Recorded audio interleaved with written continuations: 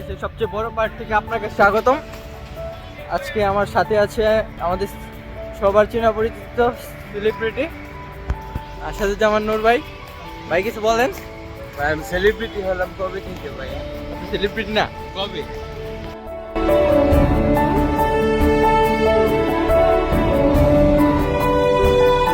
সেলিব্রিটির late করাতে আমরা প্রায় আস্তে আস্তে সন্ধ্যা হয়ে গেছে। আমরা এখন লেকের দিকে যাব।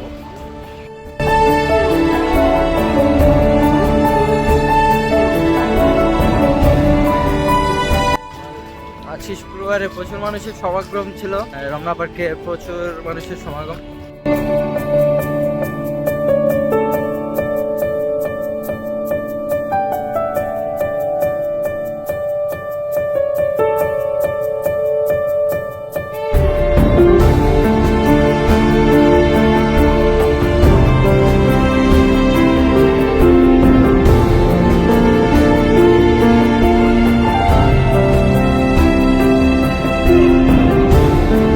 সবকিছু ঠিকঠাক ছিল। রমনা পার্কের কাপড়গুলোর দেখা আসাদুজ্জামান নূরের পুরি হতাশ, আর কোনো দিক তাকাইতেছে না, এখানে ডিসঅ্যাপয়েন্টেড হয়ে পয়সা দিছে।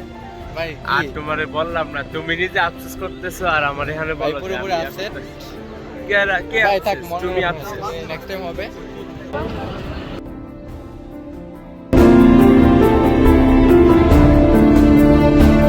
রমনা পার্কের সৌন্দর্যের আরেকটা দিক হচ্ছে এই রমনার লেক।